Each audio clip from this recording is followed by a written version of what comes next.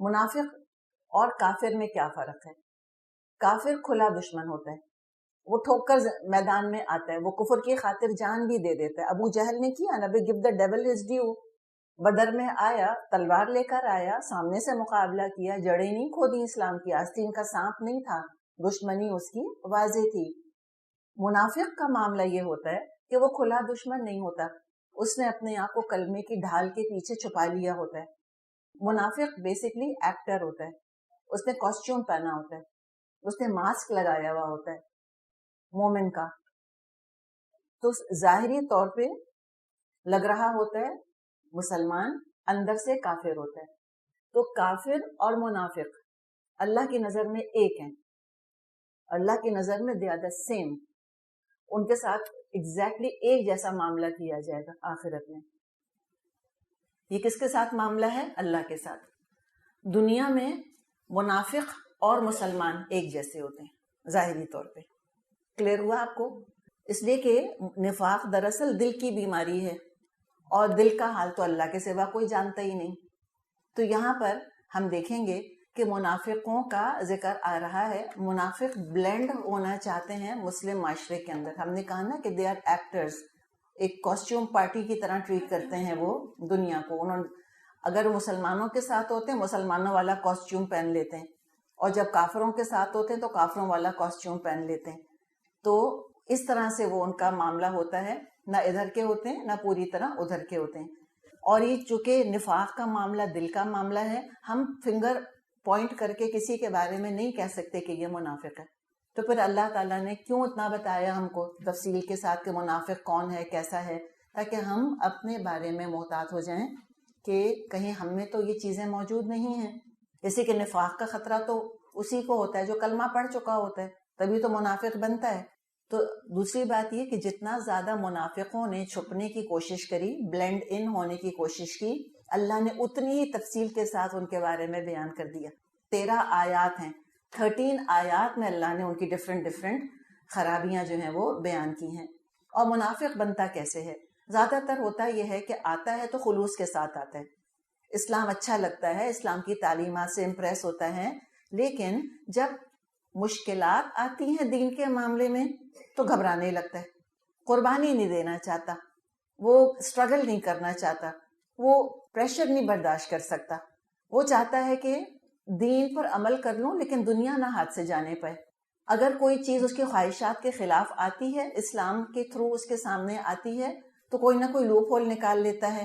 حکم ملتا ہے یہ کرو اور اس کا دل نہیں چاہ رہا ہوتا، یا سوشلی ایکسیپٹیبل نہیں ہوتا، معاشرے کی طرف سے اس کو لگتا ہے کہ کوئی رد عمل آئے گا، کوئی بیک لیش آئے گا سوسائٹی کی طرف سے، تو ifs and buts شروع کر دیتا ہے کہ no, not really, not now, not me, آج کے زمانے میں تو یہ پریکٹیکل نہیں ہے، یہ نہیں ہو سکتا. تو وہ یہ کیا چاہ رہا ہوتا ہے کہ وہ اسلام کو ایک بفے کی طرح ٹریٹ کرے، پک اینڈ چوز، جو پسند آ گیا وہ لے لے، جو کنوینئنٹ ہے وہ لے لے، اور جو نا پسند آئے، جو کنوینئنٹ نہ ہو وہ چھوڑ دے. یہ اس کا معاملہ. یہ ساری چیزیں نفاق کا دراصل ذریعہ بنتی ہیں. خواہشات کے پیچھے بہت چلنا، اور بہت زیادہ لوگوں کی فکر کرنا کہ لوگ کیا کہیں گے، لوگ کیا کہیں گے. اور لوگ تو کٹ پتلی بنا دیتے ہیں انسان کو. تو پکا مومن اگر بننا ہے تبھی تو تقوی کا ذکر کیا اللہ تعالیٰ نے کہ مومن تو متقی ہوتا ہے، وہ تو اللہ سے ڈرنے والا ہوتا ہے.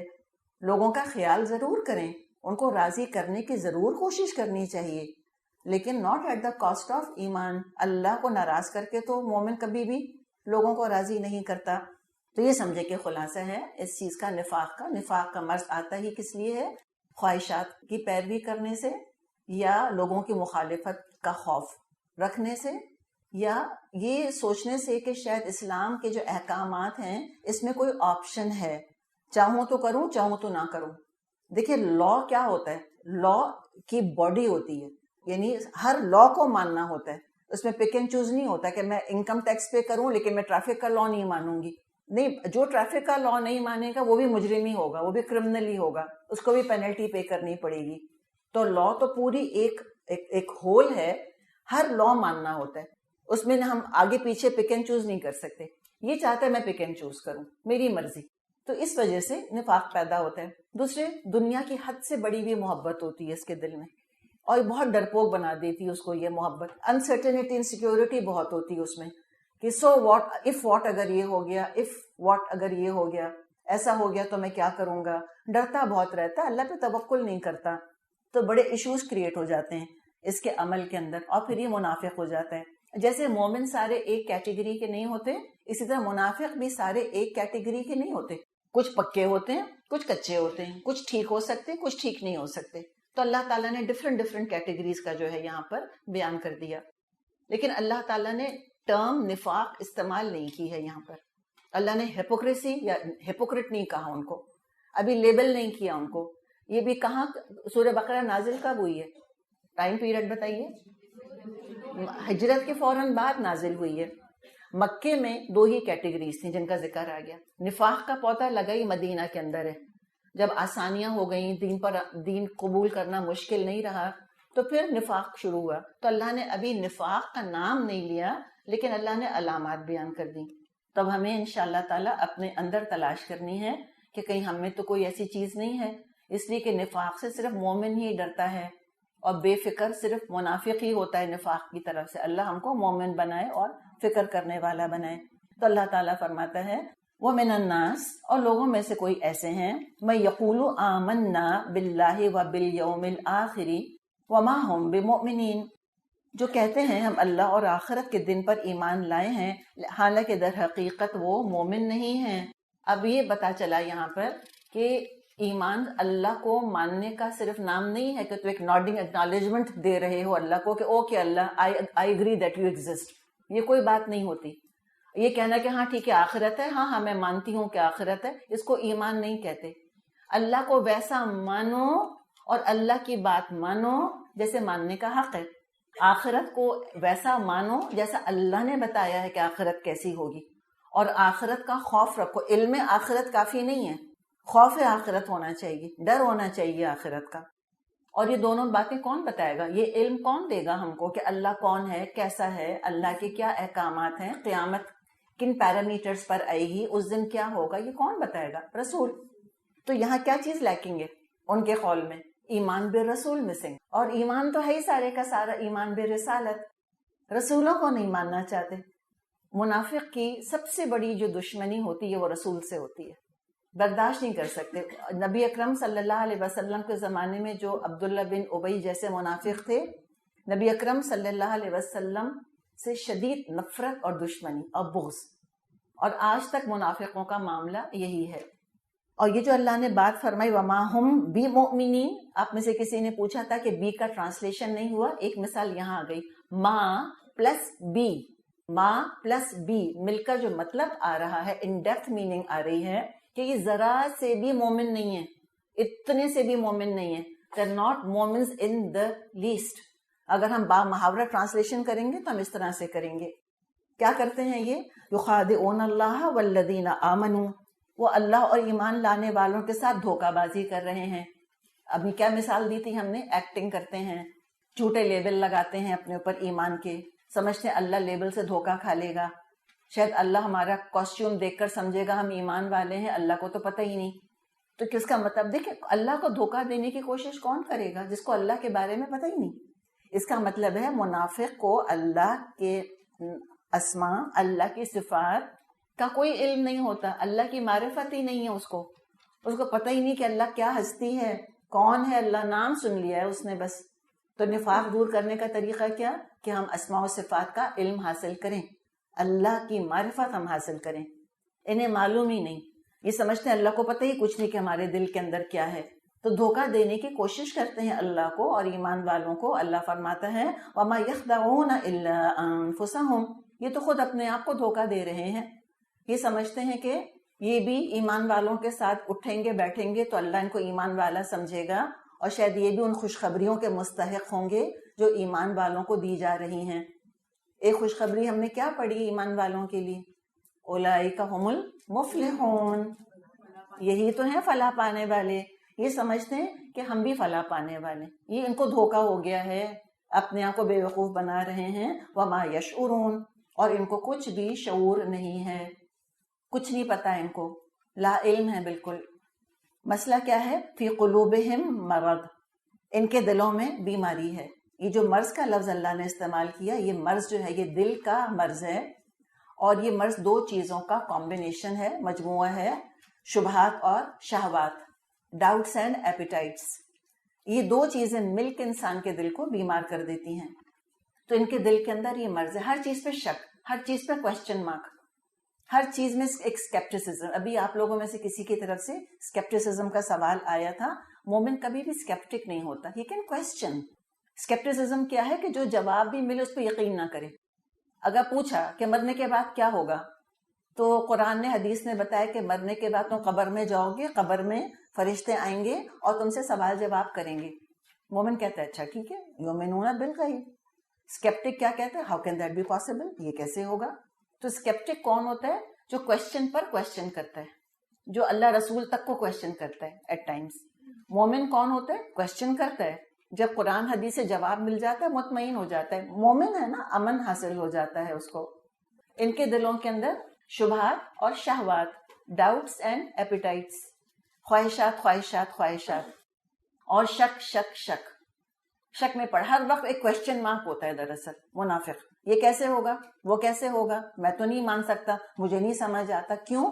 اس لیے کہ وہ اپنے عقل اور حواس کے اندر قید ہوا ہوا ہے. نہ اس کا دل سوچتا ہے، اس لیے کہ دل تو مریض ہے اس کا، اور نہ وہی پر یقین آتا ہے اس کو کہ نہیں رسول جو بتا رہے ہیں اللہ جانے کیا کہہ رہے ہیں، جھوٹ ہی بول رہے ہیں، مجھے تو لگتا ہے ایسی باتیں کرتا ہے. فی قلوبہم مرض، ان کے دلوں میں ایک مرض ہے. فزادہم اللہ مرضا، اللہ نے اس مرض کو اور بڑھا دیا. وَلَهُمْ عَذَابٌ علیم، اور ان کے لیے ایک دردناک عذاب ہے. تو اللہ نے کیوں بڑھایا ان کا مرض؟ اس لیے کہ خود علاج نہیں کرنا چاہ رہے تھے. یہ اپنا مرض ان کو صحت لگ رہا تھا، بڑا عقل مند سمجھتے تھے. ریل پیٹنگ their بیکس، جتنا رسول کو کوشچن کرتے تھے سمجھتے تھے another feather in our cap، بڑا ہم نے کمال کیا ہے، ہم نے کیا سوال اٹھایا ہے. خود بھی شک میں پڑے رہتے تھے اور دوسروں کو بھی شک میں ڈالنے کی کوششیں کرتے تھے. تو جب اس کو اتنا بڑا اپنے لیے یہ ایک اعزاز سمجھ رہے ہیں تو اللہ نے کہا ٹھیک ہے پڑے رہو اس کے اندر. انہوں نے کب کہا اللہ سے کہ اللہ میرا شک دور کر دے؟ کبھی بھی نہیں. تو اللہ نے اور بڑھا دیا ان کا مرض. اور یہ تو دنیا میں بھی ان کا یہ معاملہ ہے، آخرت میں کیا ہے؟ وَلَهُمْ عَذَابٌ علیم، دردناک عذاب ملے گا. کیوں؟ بِمَا كَانُوا يَكْذِبُونَ، اس لیے کہ وہ جھوٹ بولتے رہتے ہیں. یہ خاص ایک علامت ہے منافق کی کہ جب بات کرتا ہے تو جھوٹ بولتا ہے. تو جھوٹ بولنے کی وجہ سے دردناک عذاب دیا جائے گا. بہانے بناتا ہے. تو جو جھوٹ بول رہا ہے وہ اپنے آپ کو عذاب کا مستحق بناتا ہے. تو پہلی نشانی کیا پتا چلا؟ کہ جھوٹ بولنا نفاق کی ایک علامت ہے.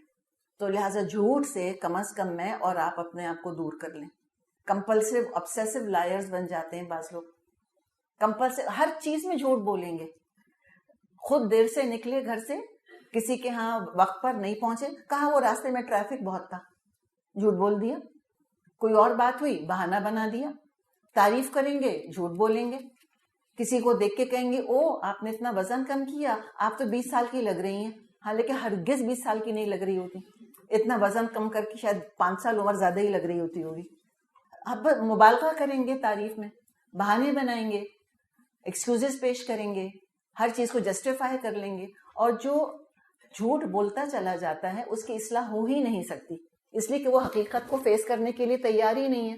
اپنی ہر خرابی کے اوپر جھوٹ کا پردہ ڈال دیتا ہے، بہانہ بنا لیتا ہے، کوئی نہ کوئی ایکسکیوز تلاش کر لیتا ہے. تو پھر ان کی اصلاح نہیں ہو سکتی، اور جھوٹ بولنے والے کی اصلاح نہیں ہو سکتی. تو کانو یکذبون بتا رہا ہے ایک آدھ دفعہ جھوٹ نہیں بولا، یہ تو طریقہ ہی ان کا یہ تھا، جھوٹ ہی بولتے رہتے تھے. جھوٹ دیکھنا، جھوٹ بولنا، جھوٹی افواہیں، جو سنا آگے بیان کر دیا. حدیث میں آتا ہے کفا بالمرء کذبا ان یحدث بکل ما سمع، کسی انسان کے جھوٹا ہونے کے لیے اتنا ہی کافی کہ جو سنے آگے بیان کر دے. جو واٹس ایپ پر میسج آیا جھٹ فارورڈ کر دیا. نہیں، ایسے نہیں کرتے. تو جھوٹ بولنا ان کی سیکنڈ نیچر ہی بن گئی ہے. اپنے آپ سے بھی جھوٹ بولتے رہتے ہیں. کلمہ بھی پڑھا تھا منافق نے تو جھوٹا ہی پڑھا تھا، لا الہ الا اللہ محمد رسول اللہ. کوئی نہیں مانتے محمد صلی اللہ علیہ وسلم کو اللہ کا رسول. زبان سے پڑھ لیا ہے، دل ماننے کو تیار نہیں ہے. اور جھوٹ آپ دیکھیں ہمیشہ برا سمجھا گیا. فطرت برا سمجھتی ہے، معاشرہ برا سمجھتا ہے، شریعت اس کو برا سمجھتی ہے. تو لہٰذا ایک بری چیز ہے، لیکن یہ ان کے اندر ایک رچ بس گئی ہے جھوٹ بولنا. دوسری چیز وَإِذَا قِيلَ لَهُمْ لَا تُفْسِدُوا فِي الْأَرْضِ، اور جب ان سے کہا جاتا ہے زمین میں فساد برپا نہ کرو، قَالُوا إِنَّمَا نَحْنُ مُصْلِحُونَ، تو یہ کہتے ہیں ہم تو اصلاح کرنے والے ہیں۔ اچھا کون کہتا ہے ان سے؟ صحابہ کہا کرتے تھے، یا آج کے دور میں ہم کہیں کہ جب مسلمان کہتے ہیں کہ بھئی دیکھو فساد نہیں کرو زمین میں، فی الارض پلانٹ ارتھ کی یا تو بات ہے، یا ارتھ پر رہنے والوں کی، زمین پر رہنے والوں میں تم فساد برپا نہیں کرو، یا زمین پر فساد برپا نہیں کرو۔ تو یہ فساد ہوتا کیسے ہے؟ دیکھیں فساد کی بہت سی قسمیں، ٹھیک ہے، بعض گناہ ایسے ہوتے ہیں جن کے نتیجے میں، گناہ تو خود فساد ہے، بعض گناہوں کے نتیجے میں کچھ پرابلمز پیدا ہو جاتے ہیں زمین پہ، یہ ہمیں حدیث میں مضمون ملتا ہے، قرآن کے اندر بھی ہم پڑھ لیں گے۔ بعض گناہوں کی وجہ سے قحط آ جاتے ہیں، برکت اٹھ جاتی ہے، فیمائن آ جاتا ہے، پھلوں میں سے، کھانے کی اشیاء میں سے برکت چلی جاتی ہے، تو یہ بھی ایک فساد ہے۔ تو کہا جاتا ہے کہ تم اس طرح کے گناہ نہیں کرو۔ بعض دفعہ کچھ گناہ ہوتے ہیں اس کے بہت لانگ لاسٹنگ ریپرکشنز ہوتے ہیں، کرتے چند لوگ ہیں لیکن سزا بہت سے لوگوں کو ایک طرح سے اس کے ریپرکشنز کو فیس کرنا پڑتا ہے۔ اچھا پھر اور فساد کیا ہوتا ہے؟ کوئی نظریاتی، کوئی آئیڈیولوجیکل کرپشن، پولوشن پیدا کرنا، کوئی انوائرمنٹل پولوشن کریٹ کرنا، کوئی مورل پولوشن کریٹ کرنا، کوئی انٹلیکچوئل پولوشن کریٹ کرنا، یہ فساد ہی ہے۔ سب سے بڑا علمی فساد کیا ہوگا کہ فطرت اور شریعت کی رہنمائی کو چیلنج کیا جائے کہ فطرت جو بتا رہی ہے وہ ٹھیک نہیں ہے، شریعت جو کہہ رہی ہے وہ ٹھیک نہیں ہے۔ خاندان کے ادارے کو کمزور کرنا، اس سے بڑا فساد کیا ہوگا؟ شادی کے رشتے کو توڑنے کی کوشش کرنا، آزادی رائے، فریڈم آف ایکسپریشن کے نام پہ اللہ رسول کی بے عزتی کرنا، اس سے بڑا فساد اور کیا ہوگا؟ انسانی حقوق، ہیومن رائٹس کے نام پر بے حیائی کو، ریبیلین کو، بغاوت کو، والدین کی حق تلفی کو فروغ دینا، یا تفریح کے نام پر، انٹرٹینمنٹ کے نام پر ذہنی جسمانی صحت کو نقصان پہنچانا، یا فار ایگزامپل کھیلوں کے نام پہ وائلنس کو پروموٹ کرنا۔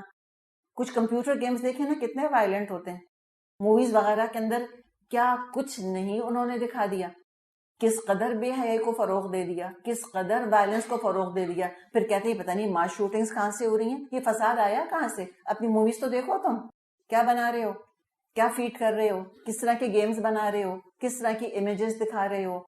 تو یہ فسادی فساد ہوگا، کیوں نہیں ہوگا؟ یہ ایڈورٹیزمنٹ کے نام پر عورت کو ایک نعوذ باللہ گائے بھینس کی طرح ڈسپلے کرنا شروع کر دینا، یا مردوں کو اس طرح ڈسپلے کرنا شروع کر دینا، جسموں کی نمائش شروع کر دینا، تو فساد تو بہت ہے۔ اور پولوشن بھی ہم دیکھتے ہیں کچھ کم تو نہیں ہے۔ مومن جو ہوتا ہے وہ تو پر امن ہوتا ہے، پیس میکر ہوتا ہے، وہ اس طرح اللہ تعالیٰ کے دیے ہوئے ریسورسز کو مس یوز نہیں کرتا، ابیوز نہیں کرتا۔ تو منافقوں سے کہا گیا فساد نہیں مچاؤ، تو کیا کہنے لگے؟ ہم تو اصلاح کرنے والے ہیں۔ اللہ تعالیٰ کیا فرماتا ہے؟ الا، آگاہ ہو جاؤ، سن لو، بیویئر، انہم ہم المفسدون، یہی منافق مفسد ہیں، ولیکن لا یشعرون، لیکن خود ان کو شعور نہیں ہے۔ اللہ تعالیٰ نے ان کے دعوی اصلاح کو شدت کے ساتھ رد کر دیا، ریجیکٹ کر دیا۔ اللہ نے اللہ تنبیہ کے لیے، اٹینشن حاصل کرنے کے لیے استعمال ہوتا ہے۔ انہم کہہ کے پھر ہم بھی کہا کہ فار شور، نو ڈاؤٹ، یہی فسادی ہیں۔ یہ کیا کرتے تھے منافق مدینے میں؟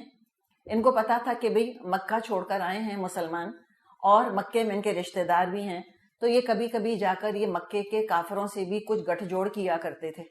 اور جب پتا چلتا تھا مسلمانوں کو، صحابہ کو، کہ بھئی تم کیا کر رہے ہو، تم جا کے اسلام کے دشمنوں کے ساتھ ملتے جلتے ہو، تو کہتے تھے ہم تو اصلاح کرنا چاہتے ہیں، ہم چاہتے ہیں کہ مسلمانوں کے جو رشتہ دار ہیں آپس میں ان کی دوستی ہو جائے، یعنی کہ کچھ گیو اینڈ ٹیک کر لو نا۔ Why do you have to be so rigid? Why are you such an extremist? تم ایسا کرو کہ تھوڑی اپنے کافر رشتہ داروں کی باتیں مان لو، کفر کو اور اسلام کو ایک بلینڈر میں ڈال کے ایک بنا لو، لیٹس آل بی ٹوگیدر، تاکہ سارا جو جھگڑا ہے، فساد ہے، وہ ختم ہو جائے، لڑائیاں نہ ہوں، جنگ نہ ہو، دوستیاں ہو جائیں، خاندان دوبارہ مل جل کر بیٹھ جائیں۔ سننے میں کتنا اچھا لگتا ہے۔ اس کی مثال آپ دیکھیں، مثال کے طور پہ ایک جگہ ہے، کوئی ایک شہر ہے، یا کوئی ایک گاؤں ہے، یا کوئی ایک بستی ہے۔ اب وہاں پر ایک بہت ہی گندے پانی کا تالاب تھا، سب لوگ اسی میں سے پیتے رہتے تھے پانی۔ اب ہوا کیا کہ وہ گندا پانی پی پی کے سارے بیمار ہو گئے، ہوں گے، بیماریاں تو ہوں گی۔ اب کیا ہوا کہ کسی کے پاس صاف پانی آ گیا، فلٹرڈ کلین کلیئر واٹر، اب اس نے کہا دیکھو یہ پانی پیو، یہ گندا پانی مت پیو. اس پہ تھوڑا سپلٹ ہو گیا. لوگوں نے کہا نہیں، کیا ضرورت ہے یہ صاف پانی پینے کی، ہم تو ہمیشہ سے یہ پانی پیتے آئے ہیں اسی تالاب میں سے. تو اختلاف تو ہو گیا. اب ایک کہہ رہے یہ والا پانی پیو جو صاف ہے، ایک کہہ رہے نہیں یہی پانی پیو جو ہمیشہ سے پیتے چلے آئے ہیں. اب یہ دونوں پارٹیز کے اندر ایک کلیش تو ہے. اب ایک تھرڈ پارٹی ہے، وہ کہتی ہے بھائی یہ کیا لڑائی جھگڑا ہے، ایسا کرتے ہیں یہ جو صاف پانی کی بوتل ہے اس کو بھی ہم تالاب میں ڈال دیتے ہیں، بس سبھی پانی ایک ہو جائے گا، جھگڑا ہی ختم. اب مجھے بتائیں یہ جھگڑا ختم ہو رہا ہے؟ جھگڑا تو ختم ہوگا، کیا فساد ختم ہوگا؟ وہ جو تھوڑے سے ٹھیک ہو رہے تھے وہ بھی نہیں ہوں گے. تو یہ تو کوئی طریقہ ہی نہیں ہے. اسلام 100% پیور ہے، گٹر 100% امپیور ہے. آپ اگر پیور پانی کے اندر ایک قطرہ بھی گٹر کے پانی کا ڈال دیں گے وہ بگڑ جائے گا، فساد ہے یہ. اور آپ گٹر کے پانی میں 10 پانی کی بوتلیں بھی ڈال دیں گے وہ گٹر ہی رہے گا، وہ گندا ہی رہے گا. تو جو امپیورٹی ہے، شرک ہے، کفر ہے، وہ تو بہت کچھ اپنے اندر لے لیتا ہے. وہ بڑا براڈ مائنڈیڈ ہوتا ہے کفر ایک طرح سے. لیکن اسلام بالکل برداشت نہیں کر سکتا ہے کہ اس میں ایک قطرہ بھی کفر کا ایڈ کیا جائے. یہ کہتے تھے کہ ایک ہی بلینڈر میں ڈال کے سبھی کو ایک کر دیتے ہیں، ایک ہی نظریہ اختیار کر لو، کمپرومائز کر لو، گیو اینڈ ٹیک کر لو، 2 وے ڈائلاگ ہونا چاہیے. کچھ اپنے کافر رشتہ داروں کی بات مان لو، کچھ تمہاری بات وہ مان لیں، کچھ تم ان کے بتوں کو پوج لو، وہ کچھ وہ تمہارے خدا کو پوج لیں، قصہ ختم. کمپرومائز کے مشورے دیتے تھے، کرپشن کو کریکشن کے نام پہ پیش کرتے تھے، کمپرومائز کے مشورے دیتے تھے. تو اللہ نے کہا یہ ہیں دراصل جو کہ سارے کا سارا فساد مچا رہے ہیں، لیکن خود ان کو پتہ ہی نہیں کہ کتنا بڑا کرپشن کر رہے ہیں. تو دوسری بات کیا پتہ چلی کہ منافق جو ہے وہ چاہتا ہے کہ حق اور باطل ایک ہو جائے، کمبائن ہو جائے، little bit of this little bit of that. اللہ فرماتا ہے یہی فساد ہے. وَإِذَا قِيلَ لَهُمْ آمِنُوا كَمَا آمَنَ النَّاسِ، جب ان سے کہا جاتا ہے، کن سے کہا جاتا ہے؟ یہ ہم کون ہے یہاں پر؟ منافقوں سے. کون کہتا ہے منافقوں سے؟ نبی اکرم صلی اللہ علیہ وسلم، صحابہ کہتے تھے، یا آج پکے مومن کہتے ہیں آمنو، کہتے ہیں ایمان لاؤ، کما آمن الناس، جیسے لوگ ایمان لائے. ابھی الناس کون ہے؟ پکے مومن. عبداللہ بن ابی وغیرہ سے کہا جاتا تھا ایمان لاؤ جیسے ابو بکر ایمان لائے ہیں، ایمان لاؤ جیسے علی ایمان لائے ہیں. قالو، منافق کہتے تھے انؤمنو، کیا ہم ایمان لائیں، کما آمن السفہاء، جیسے بے وقوف لوگ ایمان لے کر آئے.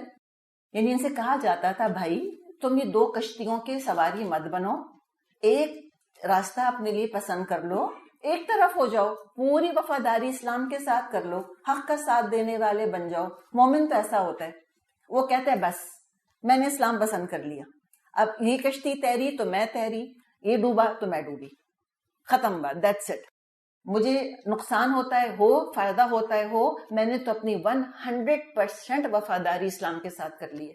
اور دیکھیے ہر ہیلدی رشتہ یہی چاہتا ہے. ہم میں سے کون ہے جو چاہتا ہے کہ میرا ہسبینڈ 99% میرا وفادار ہو؟ کوئی چاہے گا 1% بے وفائی کرتا پھر؟ کوئی بھی نہیں چاہے گا. یا وائس ورسا، کون سا میاں یہ چاہے گا کہ بیوی 99% وفادار ہو اور 1% جس سے آنکھ بٹکا کرتی پھر؟ کوئی نہیں چاہے گا. اسلام کہتا ہے کہ پورا دو، پورا دو. اللہ 99.99 پر بھی راضی نہیں ہے. اللہ کہتا ہے I want 100% لائلٹی. یہ دینے کو تیار نہیں، اس لیے کہ پھر تو ظاہر قربانی دینی پڑے گی، پھر تو ان کو ظاہر کوئی کچھ نہ کچھ مشکل اٹھانی پڑے گی. وہ ان میں ہمت نہیں ہے، سک پرسنالٹی ہے نا، فی قلوبہم مرض، بیمار شخصیت ہے، they are real sick people. تو جب ان سے کہا جاتا ہے کہ بھئی یہ تم حرکتیں نہیں کرو اور تم ایک طرف ہو جاؤ بالکل، تو کہتے ہیں واہ ہم ایسے ایمان لائیں جیسے یہ ایمان لے کر آئے ہیں بے وقوف لوگ. یعنی کہ دنیا کا نقصان کر کے کیا ہم اللہ رسول کو راضی کریں گے؟ ہم کو دیوانے ہیں کیا؟ Are we crazy? Do we believe like these crazy people, like these extremists, like these fundamentalists? ہم تو ایسے ہرگز بھی نہیں ہیں. اور ان کو مسلمان مومن بے وقوف لگتے تھے کہ واہ عجیب لوگ ہیں، جو محمد کہتے ہیں کرتے چلے جاتے ہیں. محمد کہتے ہیں ہجرت کرو، اپنا وطن چھوڑ دو، یہ چھوڑ دیتے ہیں. انہوں نے اپنے بچے چھوڑ دیے، کسی نے اپنی بیوی چھوڑ دی. زینب رضی اللہ عنہا جو آپ صلی اللہ علیہ وسلم کی بیٹی تھیں، اپنے شوہر کو چھوڑ کر آ گئیں مکے میں، ابو العاص کو، اور حد سے زیادہ محبت تھی. یہ نہ سوچیں کہ اچھا سب کو نفرت ہی ہوگی اپنے کافر رشتہ داروں سے. دیکھیں دل ہوتا ہے انسان کا, ایمان لانے سے دل نہیں بدل گیا تھا اس طرح سے کہ محبت نکل گئی ہو. شدید محبت کرتے تھے دونوں آپس میں, ابو العاص بھی اور زینب بھی. کیا دل پر پتھر رکھ کر آئی ہوں گی سوچیں. اور پھر کیسے ان کو اونٹ سے گرایا گیا تھا, اونٹ پر سوار تھی, پریگننٹ تھی, ایکسپیکٹ کر رہی تھی, ایک کافر نے ان کے اونٹ کو مارا تو اونٹ اچھلا, اس اونٹ پہ سے نیچے گری. آپ کو پتا ہے اونٹ کی بلندی کتنی ہوتی ہے. ان کا مسکیریج ہوا, سبھی کچھ ہوا. کہتے ہیں ان بے وقوفوں کو دیکھو, منافق کہتے تھے, اتنی مشکلات اٹھا رہے, ایک ان دیکھے خدا کے لیے, ایک ان دیکھی جنت کے لیے, ایک ان دیکھی آخرت کے لیے. تو پرابلم کیا ہے کہ غیب پر ایمان رکھنا منافق کو حماقت لگتا ہے. وہ کہتے ہیں بھائی چکے چھوکے ٹینجیبل فائدہ ہوگا تو ہم آئیں گے. تو یہ کیا ہے, یہ اپنے فائدے کو لے کے چلتا ہے. یہ ہے کامیابی کا پجاری منافق, کہ فائدہ ملے گا, دنیا ملے گی تو میں دین کا کچھ کام کروں گا.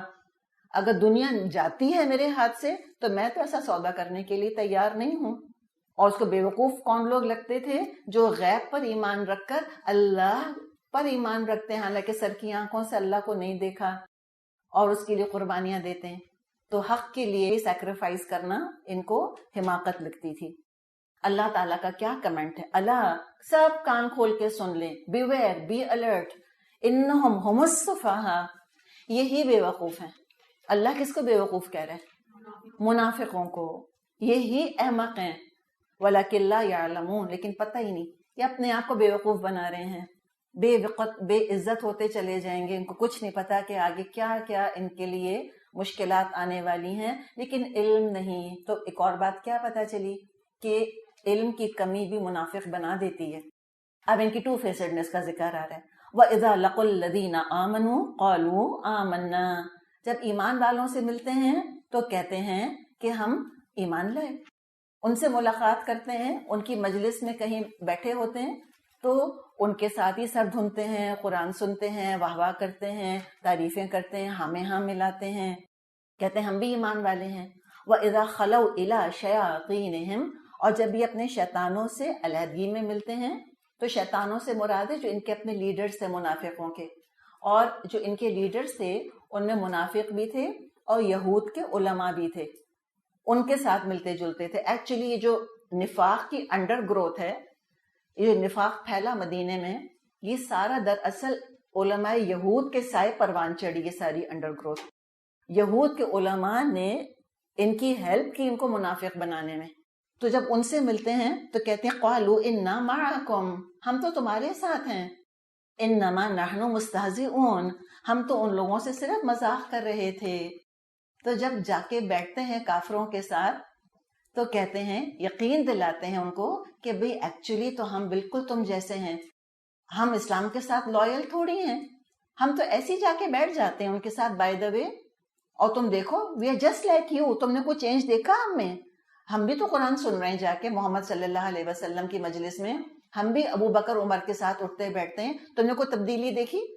کوئی ہماری مصروفیت میں, کوئی ہمارے حال حلیے میں, کوئی ہمارے مائنڈ سیٹ میں, کوئی ہماری پرائیورٹیز میں کوئی چینج آیا, تبدیلی آئی؟ نہیں. تو کفار سے کہتے تھے جا کے کہ ہم تو بالکل تمہیں جیسے تو ہیں. تو اس میں آپ دیکھیں جو ان کے اندر ایک کریونگ آ رہی ہے نا کہ کافر ہمیں کسی طرح پسند کرنے لگ جائیں, وہ ہمیں کنڈون کر دیں, وہ ہمیں NOC سرٹیفکیٹ دے دیں نو آبجیکشن کا. تو ان کی اللہ رسول کو راضی کرنے کا کوئی شوق نہیں ہوتا, کافر ہمیں اچھا سمجھیں. ساری فکر ان کو اس کی ہوتی کہ ہے پتہ نہیں وہ کیا دیکھ کے ہمیں سوچیں گے, اگر میں نے یہ حلیہ اختیار کر لیا تو امریکہ والے مجھ کو دیکھ کر کیا کہیں گے. تو جو مرضی وہ کہیں.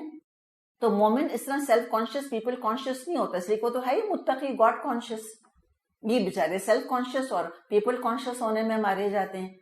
تو بڑا یقین دلاتے تھے جا کے اپنے یہود کے علماء دوستوں کو کہ ہم تو ایسی مذاق کر رہے ہیں, ایسی لائٹ وین میں جا کے بیٹھ جاتے ہیں ان کے ساتھ, اور ہم تو ایسی ان کے ساتھ بیٹھتے ہیں تو وہ بڑے خوش ہو جاتے ہیں مسلمان تو ہم کو دیکھ کر کہ ہاں بھائی ٹھیک ہے تم آ جاؤ بیٹھ جاؤ آ کے ہمارے ساتھ. تو اس سے ایک اور بات کیا پتہ چلی کہ اسلام اتنا ڈیمانڈنگ نہیں ہے ایکسیپٹنس میں جتنا کفر ڈیمانڈنگ ہے.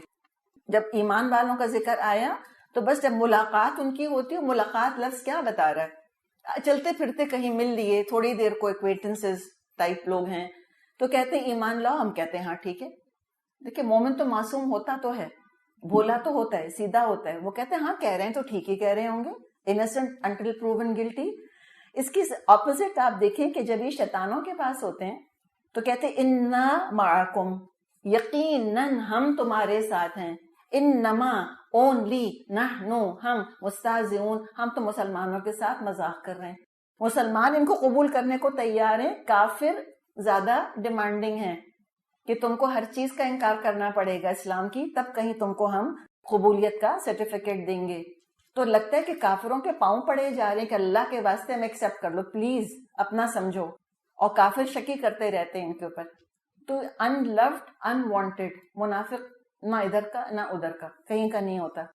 اللہ فرماتا ہے اللہ یستہزئ بہم، اللہ مذاق کر رہا ہے. جو غضب ہے اس میں اللہ کا، اور جو غصہ ہے اس میں اللہ کا، کہ یہ مومن کا مذاق اڑاتے ہیں. اس لیے کہ اللہ تو مومن کا ساتھی ہے، اللہ دفاع کرتا ہے مومن کا، اللہ ڈیفینڈ کرتا ہے مومن کو.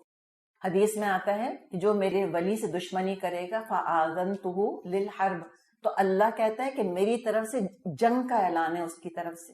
مومن کی تو یہ شان ہے، مومن کی تو یہ قدر ہے اللہ کی نظر میں. یہ منافق یہ سمجھتے کیا ہے، اللہ فرماتا ہے کہ اللہ مذاق کر رہا ہے ان کے ساتھ، یہ اپنے آپ کو بڑا کامیاب بڑا عقل مند سمجھ رہے ہیں. وَيَمُدُّهُمْ فِي طُغْيَانِهِمْ يَعْمَهُونَ، اور یہ اپنی سرکشی میں اندھوں کی طرح بھٹکتے چلے جا رہے ہیں. اللہ بھی ان کو ڈھیل دیتا ہے، اللہ بھی ان کو روپ دیتا ہے. Go hang yourself by your own rope, جاؤ اپنے آپ کو خود ہی پھانسی دے دو. اور جب اللہ کی پکڑ فوراً نہیں آتی تو سمجھتے تھے کہ ہم تو ٹھیک ہی کر رہے ہیں. اللہ فرماتا ہے تو اللہ تعالیٰ خود ہی ان کو ڈھیل دیتا ہے کہ خوب گناہ سمیٹ لیں. فرمایا اولئک الذین اشتروا الضلالۃ بالہدی، یہ وہ لوگ ہیں جنہوں نے ہدایت کے بدلے گمراہی خرید لی. کتنے بے وقوف ہیں، کیا چیز دی. اچھا انسان دیتا کیا ہے؟ جو ہاتھ میں ہوتا ہے. اس کا مطلب ہے ہدایت تھی، ایکسیس تھی، اویلیبل تھی، ان کے پاس تھی، انہوں نے ویلیو نہیں کیا اس کو. اور بہت کم لوگ دنیا میں ہدایت کی ویلیو سمجھتے ہیں. انہوں نے سوچا کہ بالکل یوز لیس قسم کی چیز ہے. ہدایت دے دی اور کیا خرید لی؟ گمراہی خرید لی. اور جب انسان کوئی بزنس کرتا ہے تو کچھ نہ کچھ تو فائدہ ہوتا ہے نا اس کو، اس میں تو گمراہی کے کچھ نہ کچھ دنیاوی فائدے ہیں ڈیفینیٹلی، کچھ سینسول پلیجرز ہیں اس کے. ایک فالس فریڈم انڈیپینڈنس کا احساس ہوتا ہے انسان کو، نفس خوش ہوتا ہے، لوگ بھی تعریف کرتے ہیں. تو ایسا نہیں کہ گمراہی کا بالکل کچھ فائدہ ہی نہیں ہے دنیا کے اندر. اور یہ مت سوچا کریں ہم کہ سارے کافر بہت ہی مزریبل ہیں، ایسی کوئی بات نہیں ہے. ڈیفینیٹلی بہت سے کافر ہیں بہت خوش ہیں دنیا میں. تو اللہ نے کیا کیا ہوا ہے؟ رسی دراز کی ہوئی کہ جاؤ ٹھیک ہے، یہی تو ہے جو 2-4 دن کی زندگی ہے، سمیٹ لو، لے لو، مزے کر لو اس کے اندر.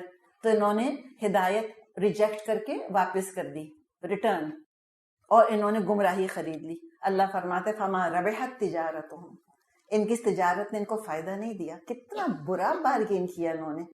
وما کانوا مہتدین، اور یہ تو ہدایت پر تھے ہی نہیں. تجارت میں گھاٹا پایا، گمراہ بھی ہو گئے، ہدایت بھی نہیں پائی، تو کیا ملا؟ کچھ بھی نہیں ملا.